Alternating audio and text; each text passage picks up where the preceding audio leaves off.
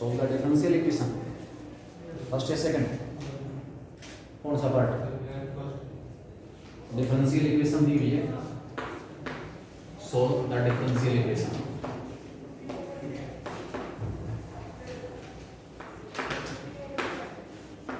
X square plus X Y into D Y equal to X square plus Y square into D X. बेटा जब differential equation को solve करना हो तो सबसे पहले आप ये डिसाइड करोगे कि मेथड कौन सा यूज करना है। जितनी भी टर्म्स हैं एक्स और वाई पढ़ी हैं और प्रत्येक टर्म में एक्स और वाई की पावर्स का सम इक्वल है। एक्स की पावर 2 वाई की पावर 0, एक्स की पावर 1 वाई की पावर 1, एक्स की पावर 2 वाई की पावर 0, वाई की पावर 2 एक्स की power.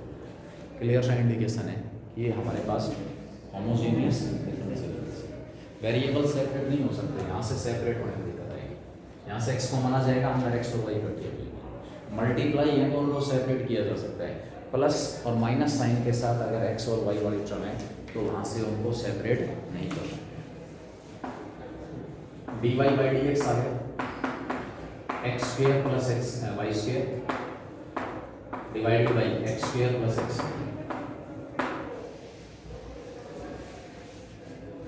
D Y by D X की value X square plus Y square upon में एक्स स्क्वायर प्लस वाई की जगह V into X. D Y by D X V plus X D V by D X. Left hand side में V plus X D V by D x equal to X square Y square की जगह V square X square upon में X square X into Y की जगह D x. ऊपर से X square common निकाल लिया 1 प्लस वी स्क्वायर, नीचे से एक्स स्क्वायर कॉमन निकाल लिया 1 प्लस वी, एक्स स्क्वायर से एक्स स्क्वायर प्लस का भी पर लेकर जाएगा X into D V by D X 1 plus V square upon 1 plus V minus V. 1 plus V LCM आ गया 1 plus V square minus V square plus V square से minus V square cancel. Now separating the variables we get variables को separate करेंगे। V वाली term left में आएगी 1 plus we ऊपर आ जाएगा 1 माइनस वी नीचे आएगा डी राइट साइड में डी एक्स ऊपर एक्स नीचे। ज्यादा से ज्यादा क्या कर सकते थे, इस 1 माइनस वी की बजाय वी माइनस 1 और यहाँ माइनस छोड़ देते। क्या बेनिफिट होगा, ऊपर वी प्लस 1 है नीचे वी माइनस 1 है, पावर सेम है, जो फैक्टर नीचे और ऊपर बना दो।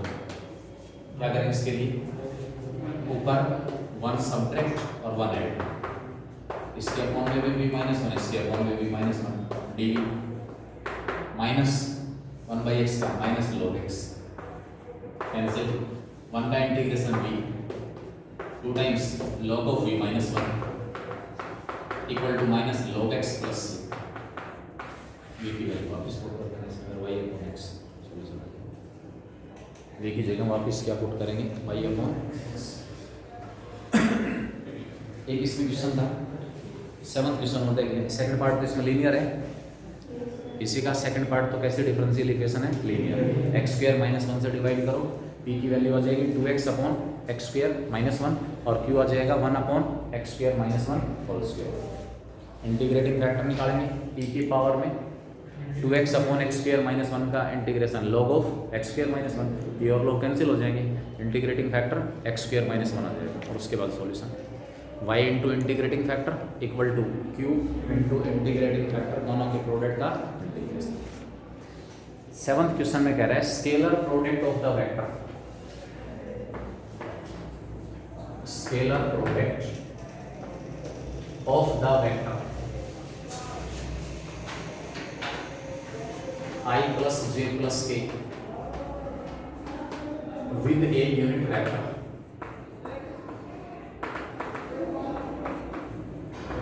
along the sum of vectors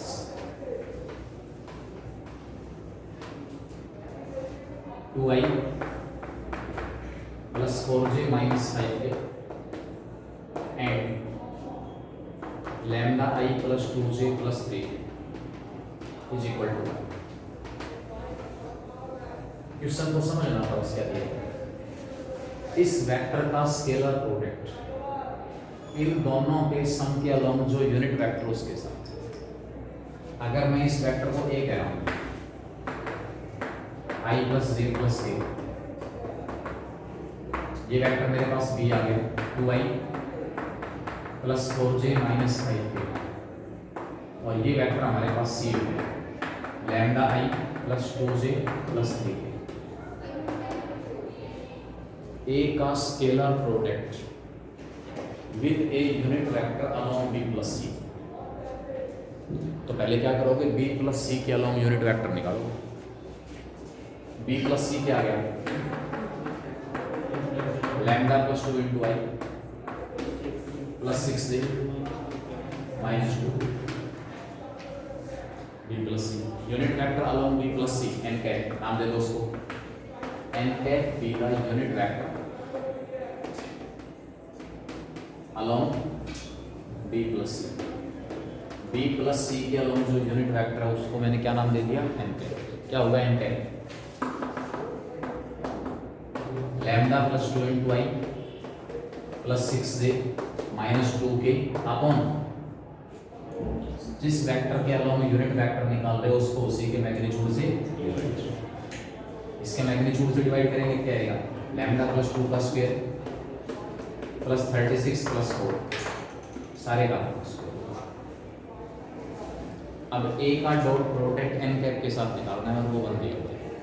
ए का डॉट प्रोडक्ट किसके साथ निकालेंगे, एन कैप के साथ। क्या आएगा, A dot N cap equal to 1 है। ये डिनोमिनेटर तो सारा का सारा स्केलर है, डिनोमिनेटर तो सारा का सारा स्केलर है, इसके ऊपर कोई फर्क नहीं पड़ेगा।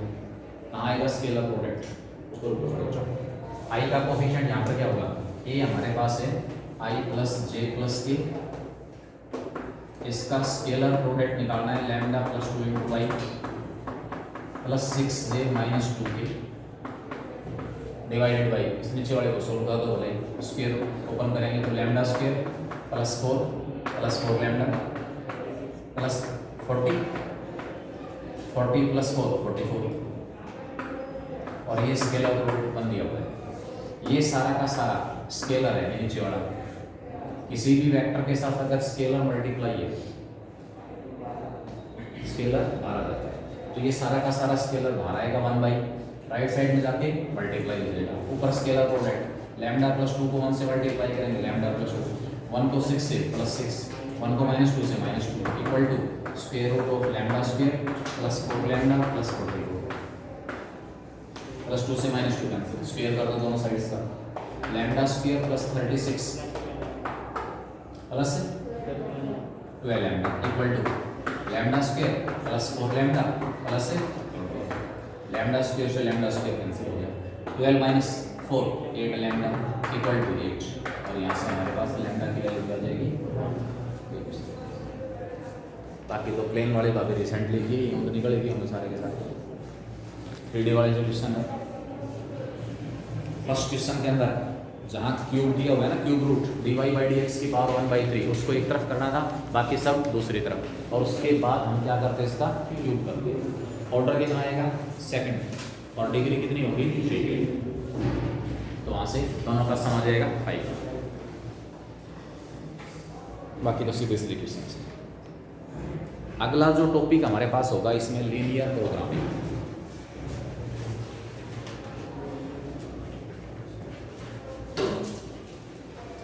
एक बार इंट्रोडक्शन पार्ट है, डिस्कस कर लेते हैं।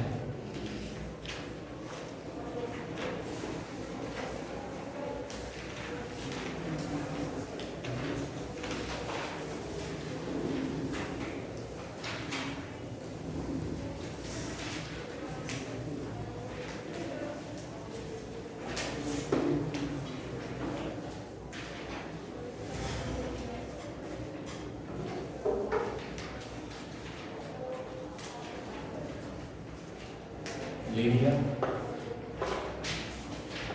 programming problems.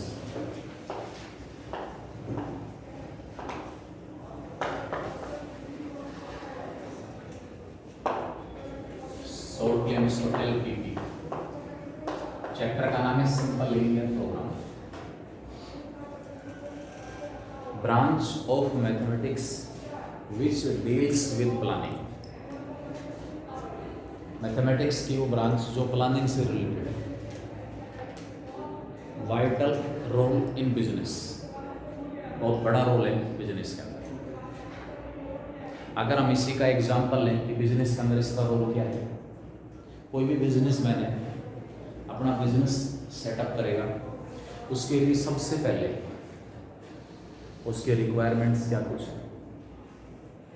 रॉ मटेरियल आएगा, कहाँ से आएगा, उसके लिए ट्रांसपोर्ट है या नहीं, जो मटेरियल वहाँ तैयार हो गया उसके लिए मार्केट अवेलेबल है या नहीं, वर्कर्स लेबर मिलेगी या नहीं मिलेगी, मिलेगी तो किस रेट पे मिलेगी, क्या कुछ होगा। मतलब बहुत से ऐसे फैक्टर्स हैं जिनके बारे में कोई भी बिजनेसमैन अपना बिजनेस स्टार्ट करने से पहले प्लानिंग करेगा। बगैर प्लानिंग के अगर इन्वेस्टमेंट कर दिया तो वहाँ से लॉस होने की संभावना है। स्कूल लेवल से आप एक एग्जांपल ले सकते हो। स्कूल में सपोज आपके पास बुक्स हो गए, पूरे साल भर 2 टाइप के आइटम्स में डील करेगा, बुक वगैरह सारी सब कुछ इनिशियली खरीद लेगी। उसके बाद साल भर वो डील कर रहे हैं number of notebook and number of pen. ये दोनों टाइप के आइटम्स को खरीदेगा और बेचेगा। अब अपने बिजनेस के लिए उसके पास क्या क्या इंफॉर्मेशन है। सबसे पहले तो भी मेरे को अमाउंट कितना इन्वेस्ट करना है, कितना अमाउंट में इन्वेस्ट कर सकता हूँ, मैक्सिमम अमाउंट कितना है, नंबर ऑफ स्टूडेंट्स स्कूल में, number of students, last year का रिकॉर्ड कि लास्ट ईयर हमारे पास स्कूल के अंदर number of students, last year इतने स्टूडेंट थे, तो ये 2 टाइप के आर्टिकल्स खरीद रहा था, बेच रहा था।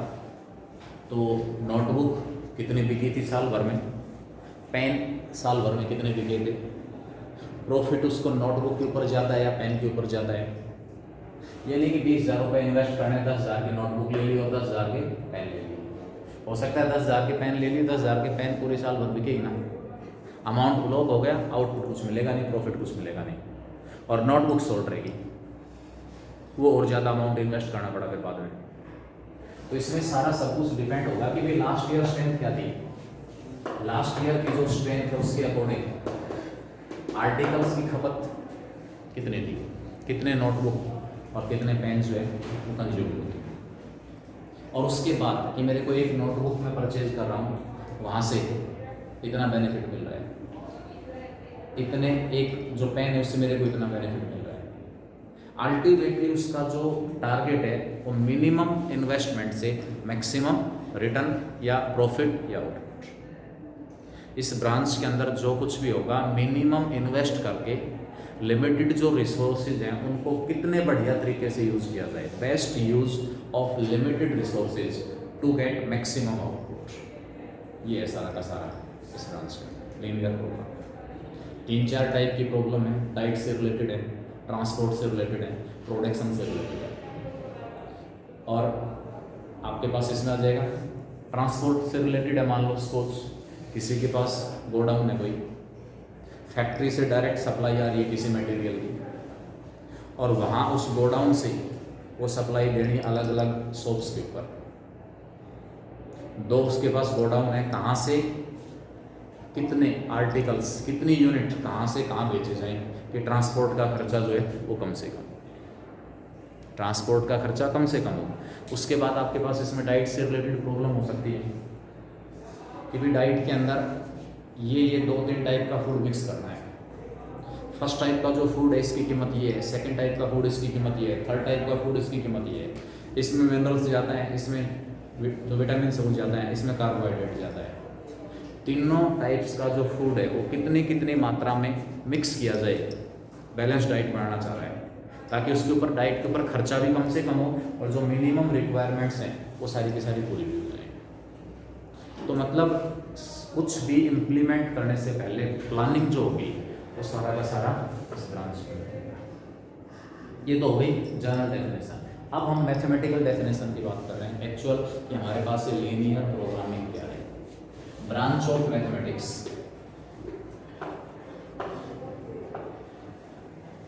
branch of mathematics which deals with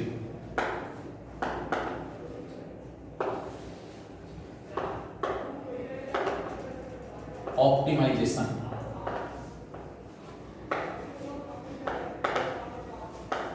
minimum or maximum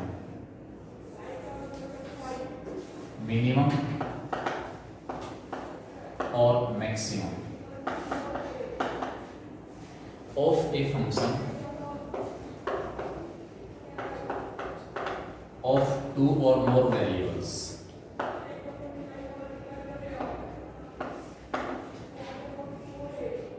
subject to some restrictions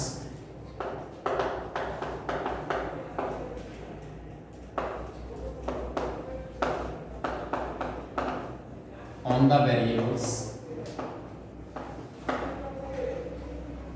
in the form of inequations. In the form of inequations is called linear program.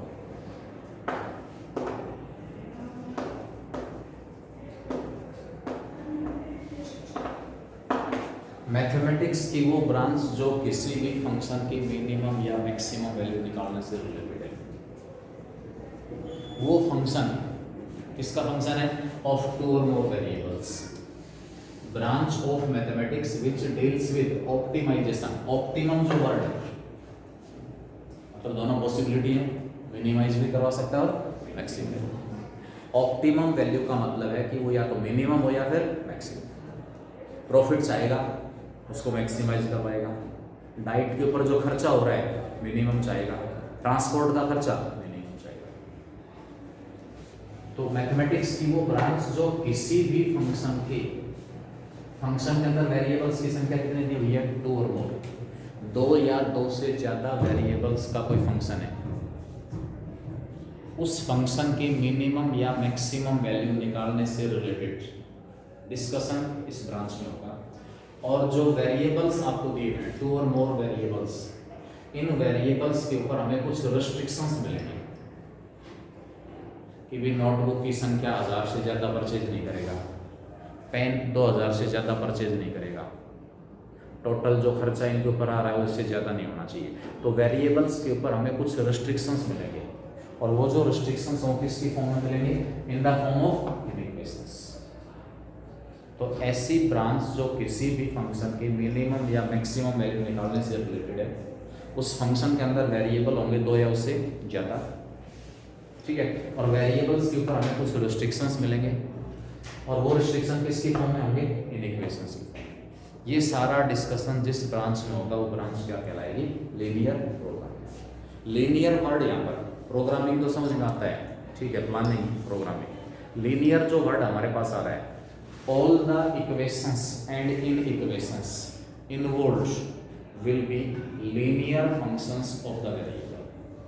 मतलब हमारे पास अगर वेरिएबल x और y है, ऑब्जेक्टिव फंक्शन जो हमारे पास जिस function की बात यहाँ हो रही है, जिसकी मिनिमम या मैक्सिमम वैल्यू निकालनी है, उस फंक्शन के अंदर इन वेरिएबल्स की जो पावर्स हैं वो बन जाएगी। लीनियर टर्म्स होंगी, यानी कि फर्स्ट डिग्री टर्म होंगी वो x और y, फर्स्ट डिग्री टर्म। जितने भी रिस्ट्रिक्शंस हैं जो कि इन इक्वेशंस की फॉर्म में है, उसके अंदर भी जो इन इक्वेशन इन्वॉल्व है वो लीनियर इन इक्वेशन। आपने 11th में सोल्व किया होगा, linear inequation in one variable numerical solutions निकाले थे, और linear inequation in two variables graphical solution निकाले थे। अगर ध्यान हो तो x + 2 ≤ 10, x की वैल्यू निकाली थी। Linear inequation in one variable, numerical solutions exist कर गए थे कि x इससे छोटा इससे बड़ा होना चाहिए। और दूसरी तरफ हमारे पास linear inequation in two variables, ध्यान हो तो हमने ग्राफिकल सॉल्यूशन निकाला था, कोरस्पॉन्डिंग लाइन ड्रा की थी, लाइन के एक तरफ ओरिजिन था, फिर इंटरसेक्शन निकाला था। उस कॉन्सेप्ट का भी यहाँ पर यूज होगा। कुछ एक टर्म्स इस डेफिनेशन में, कुछ एक टर्म्स जिस फंक्शन की यहाँ पर बात कर रहा है, which deals with optimization of a function, इस फंक्शन डेफिनेशन के अंदर जो term function function holds optimum value is required is called objective function.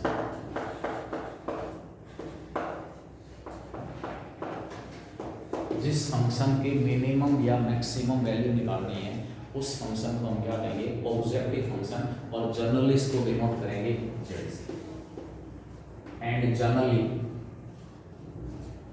Denoted by Z. Objective function सबसे पहला स्टेप। जिन वेरिएबल्स की यहां पर बात हो रही है कि ऑब्जेक्टिव फंक्शन जो हमारे पास है, किसका फंक्शन, वेरिएबल्स का, वेरिएबल इन्वॉल्व्ड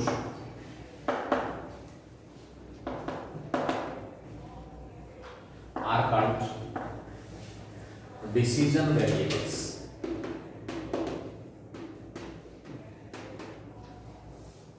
decision variables यानी कि जो ऑब्जेक्टिव फंक्शन है ऑफ टू और मोर वेरिएबल्स, वो वेरिएबल्स यहाँ पर क्या कराएंगे, डिसीजन वेरिएबल। सब कुछ ये वेरिएबल डिसाइड करेंगे। ऑब्जेक्टिव फंक्शन भी इन वेरिएबल्स के ऊपर डिपेंड करेगा, जो यहाँ पर रिस्ट्रिक्शंस है वेरिएबल्स के ऊपर वो भी वेरिएबल्स के ऊपर डिपेंड करेगा। इसलिए यहाँ पर इनका नाम क्या दे दिया, डिसीजन वेरिएबल्स। उसके बाद जो restrictions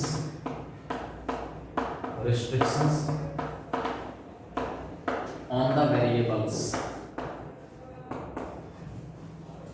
in the form of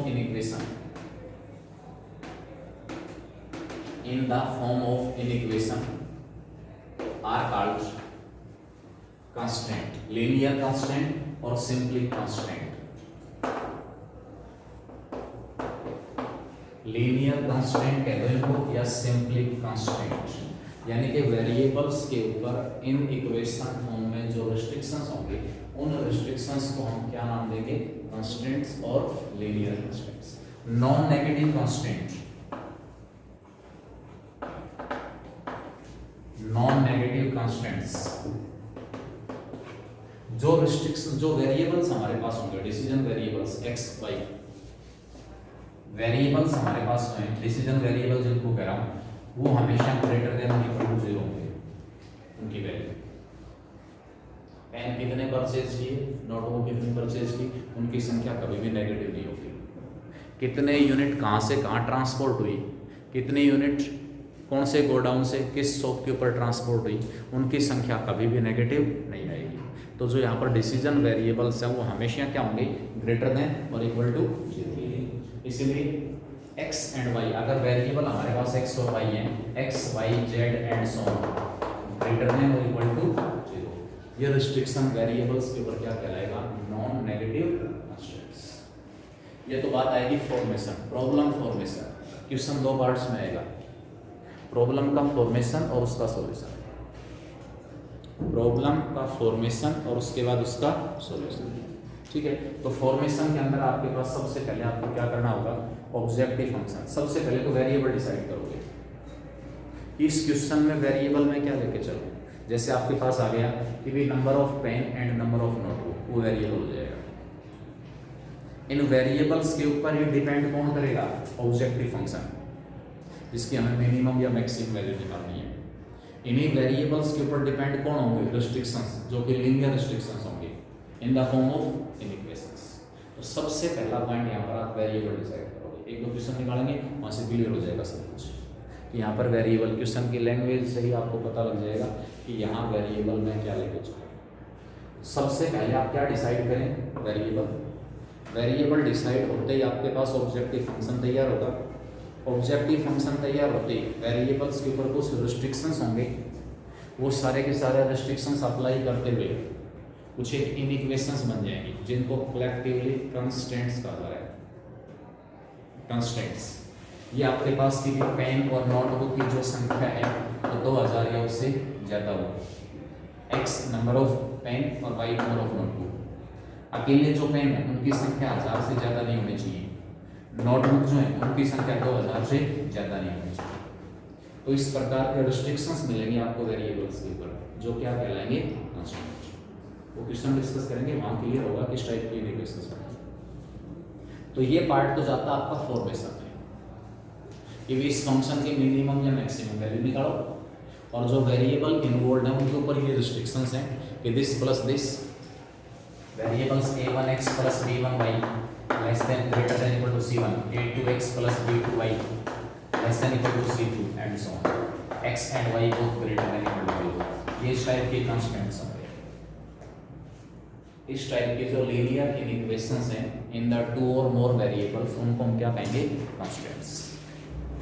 सबसे पहले ऑब्जेक्टिव फंक्शन z, जो कि फंक्शन होगा x, y और z, जितने भी वेरिएबल्स हैं उन सब का फंक्शन। ऑब्जेक्टिव फंक्शन तैयार हो गया, कंस्ट्रेंट्स हमारे पास आ गए, प्रॉब्लम फॉर्मेशन, प्रॉब्लम बन के तैयार हो गई। अब उसको सोल्व करना है। सोल्व करने के लिए हमें सॉल्यूशंस निकालना है।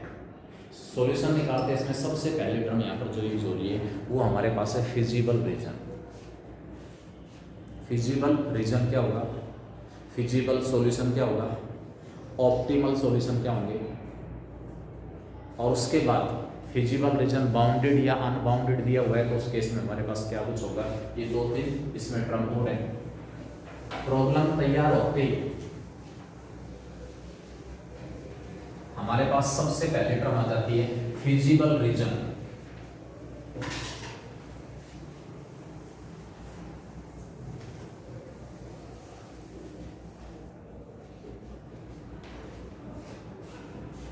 सॉल्यूशन, प्रॉब्लम का फॉर्मेशन पहले पार्ट में हमने किया। इसमें solution of linear programming problem, linear programming problem को अगर सोल्व करना है तो उसमें वेरियस टर्म्स जो यूज होंगी, उसमें सबसे पहली टर्म आपके पास है फिजिबल रीजन क्या होगा?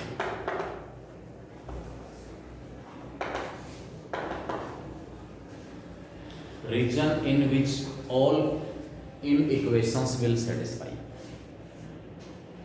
ऐसा रीजन जिसमें सारी की सारी इन इक्वेशन सेटिस्फाई हो रही है, वो रीजन क्या कहलाएगा? Feasible region. रीजन इन विच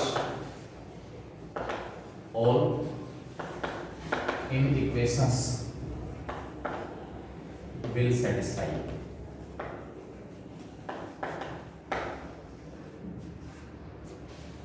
जैसे आपको दे दिया x plus 2y greater than equal to 4, 3x plus 4y less than equal to 12, x and y both greater than equal to 0। ये सपोज आपके पास उस जो प्रॉब्लम तैयार हुई ये उसके कंस्ट्रेंट है। तो सबसे पहले मुझे वो रीजन निकालना है जिसमें सारी की सारी इक्वेशन सेटिस्फाई होती है। क्या ऐसा क्वेश्चन हमने 11th में निकाला था? Linear equation in two variables, graphical solution निकाले थे। ग्राफ के ऊपर हम रीजन दिखा पा रहे थे, एक्स और वाई की पर्टिकुलर वैल्यू नहीं निकाल पा रहे थे, केवल रीजन बता पा रहे थे कि भाई ये रीजन हमारे पास, इसमें जितने भी पॉइंट हैं वहाँ सारी की सारी इक्वेशन क्या होंगी? सेटिस्फाई। क्या करना पड़ रहा था उसके लिए? इन इक्वेशंस को इक्वल टू में चेंज करना पड़ रहा था। लाइन ड्रा की थी, फिर चेक कर रहे थे कि लाइन के कौन सी तरफ ये बड़ा रीजन है।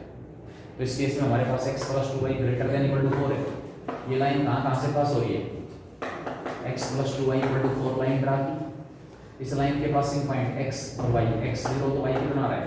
2, y 0 है तो x कितना आ रहा है? 4। तो ये लाइन कहाँ से पास होगी?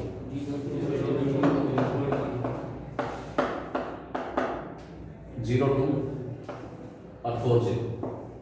ये लाइन इन दो पॉइंट से पास हो रही है। अब ये बड़ा जो रीजन है वो कहाँ है? लाइन के नीचे, लाइन के ऊपर। 0 0 इसको सेटिस्फाई नहीं कर रहा है। इसका मतलब जिस तरफ ओरिजिन उस तरफ रीजन नहीं है। नीचे रीजन कहाँ पे? ओरिजिन के अपोजिट साइड में। दूसरी तरफ आपके पास 3x plus 4y less than equal to 12, 3x plus 4y less than equal to 12। ये लाइन कहाँ से पास हो रही है? x 0 पुट किया तो y कितना आ रहा है? 3। y को 0 पुट कर रहा हूँ तो x कितना आ रहा है? इसका मतलब हमारे पास पासिंग पॉइंट 0 3 हो गया, और उसके बाद 4 0 ये पॉइंट आ गया। इन दोनों पॉइंट्स को ज्वाइन कर दिया, ये लाइन आ गई। अब इस केस में सॉल्यूशन किस तरफ है? ओरिजिन की तरफ या ओरिजिन के अपोजिट साइड? इस लाइन के नीचे। ये जो नॉन नेगेटिव कंस्ट्रेंट्स मैंने बताया आपको, नॉन नेगेटिव कंस्ट्रेंट्स, ये हमेशा रिस्ट्रिक्ट करेंगे फिजिबल रीजन फर्स्ट क्वाड्रेंट से बाहर नहीं जाएगा। जो फिजिबल रीजन होगा वो केवल और केवल कहाँ मिलेगा आपको, क्योंकि एक्स और वाई दोनों के दोनों greater than equal to zero, केवल और केवल कहाँ होते हैं। इसका मतलब आपके पास ये दोनों इन इक्वेशन साइमल्टेनियसली इस रीजन में सेटिस्फाई, ये रीजन आपका क्या कहलाएगा, निकाल लेंगे आराम से ये हिसाब से, क्योंकि सब कुछ हमने 11th में किया है, कुछ भी नहीं है टॉपिक में, इसलिए बता रहा हूँ। बस 2 क्वेश्चन निकाले, उसके बाद जिसकी इंग्लिश के ऊपर ठीक है प्रॉब्लम सही से तैयार कर ली, सॉल्यूशन वाला पार्ट कौन हो जाएगा। डिफरेंस है प्रॉब्लम फॉर्मेशन में बस, कि क्या तो वेरिएबल है, इन इक्वेशन में sign less than equal to आएगा, ग्रेटर देन इक्वल टू आएगा, क्या कुछ है, डिफरेंस वहाँ आएगा। प्रॉब्लम तैयार होते ही सॉल्यूशन वाला पार्ट कॉमन चलेगा। ये रीजन, ये सारा का सारा रीजन फिजिकल रीजन है।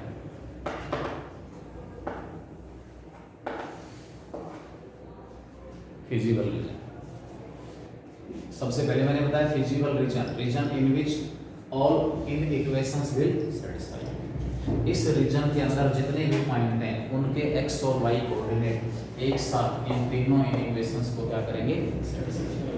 तो ये रीजन क्या कहलाएगा, फिजिबल रीजन। एक टर्म इसका आती है feasible solution.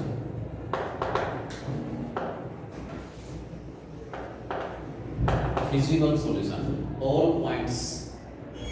all points lies in feasible region are called feasible solution. All points lies in feasible region are called feasible solution.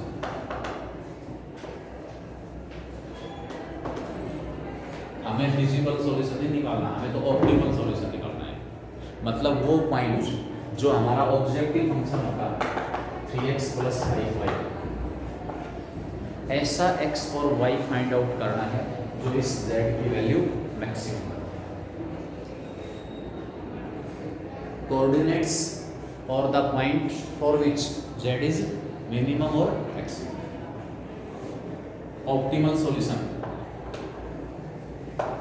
Optimal solution क्या होगा, पॉइंट फॉर विच जो ऑब्जेक्टिव फंक्शन हमारे पास है is minimum और maximum. वो point जिसके लिए objective जो फंक्शन हमारे पास होगा, जिसको मैं z से रिप्रेजेंट करूंगा, तो हमारे पास जिस पॉइंट के लिए z की वैल्यू सबसे ज़्यादा या सबसे कम, वो पॉइंट क्या कहलाएगा, ऑप्टिमल सॉल्यूशन, जो हमें निकालना है। हमें इस रीजन में से ऐसा पॉइंट फाइंड आउट करना है जिसके लिए इस z की वैल्यू या तो मिनिमम होगी या फिर मैक्सिमम। प्रॉब्लम फॉर्मेशन के दौरान ही डिसाइड हो जाएगा कि ऑब्जेक्टिव फंक्शन की मिनिमम वैल्यू निकालनी या फिर मैक्सिमम। अब वैसे तो इस रीजन में कितने पॉइंट हैं, इनफाइनाइटली मैनी पॉइंट है। इस रीजन में कितने पॉइंट हैं, इनफाइनाइटली। तो एक एक पॉइंट के ऊपर तो हम इस z की वैल्यू नहीं निकाल सकते। इसमें थ्योरम आती है आपके पास, corner point theorem without proof. Corner point theorem हमारे पास क्या है,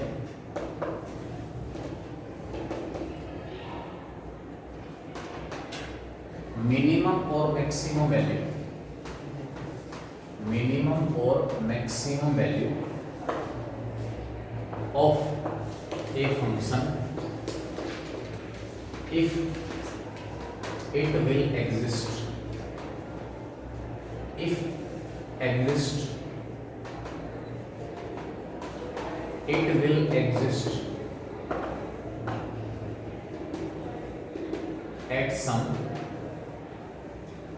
corner points of the physical region.